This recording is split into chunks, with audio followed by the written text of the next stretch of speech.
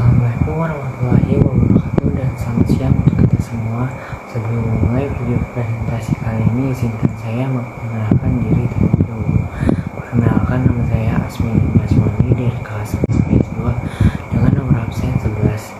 Hari ini saya akan menjelaskan materi tentang Sumpah Pemuda dan beserta maknanya. Hari Sumpah Pemuda jatuh pada tanggal 28 Oktober pada tahun 1928. Sumpah Pemuda adalah hari bersejarah ketika pemuda-pemudi mengucapkan ikrar untuk bersumpah darah satu, tanah Indonesia, mengaku berbangsa satu, bangsa Indonesia, dan menjunjung bahasa persatuan dan kesatuan. Ikrar tersebut merupakan hasil rapat dari pemuda-pemudi atau bisa dibilang Kongres Pemuda II yang dilaksanakan pada tanggal 27 sampai 28 Oktober pada tahun 1928. Kongres ini diselenggarakan oleh Perhimpunan Pelajar-Pelajar Indonesia atau bisa dibilang PPPI. PPPI ini merupakan organisasi pemuda yang terdiri dari berbagai latar organisasi. Makna Sumpah Pemuda yang pertama yaitu tentang satu tumpah darah. Tumpah darah adalah kata lain untuk tanah kelahiran.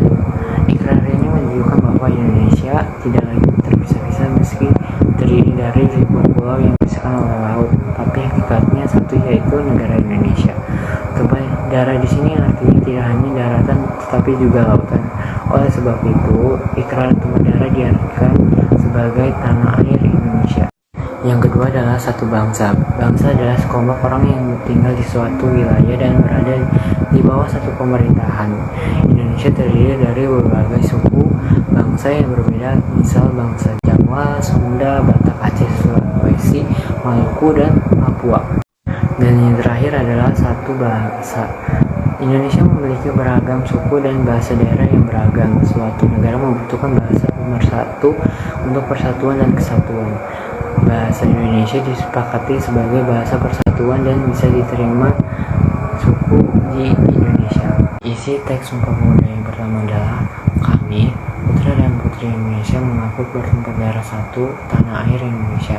Yang kedua, kami, putra dan putri Indonesia, mengaku berbangsa yang satu, bangsa Indonesia. Dan yang terakhir adalah kami, putra dan putri Indonesia, menjunjung bahasa persatuan, bahasa Indonesia. Ada tiga tokoh penting di balik Sumpah Pemuda ini. Yang pertama adalah Muhammad Yamin, yang kedua adalah Sunario, dan yang terakhir adalah Mr. Amir Syarifuddin. Sumpah Pemuda ini memiliki sejarahnya tersendiri, yaitu yang pertama adalah rapat pertama ini dilaksanakan di gedung KJB pada tanggal 27 Oktober pada tahun 1928 yang sekarang menjadi lapangan Banteng.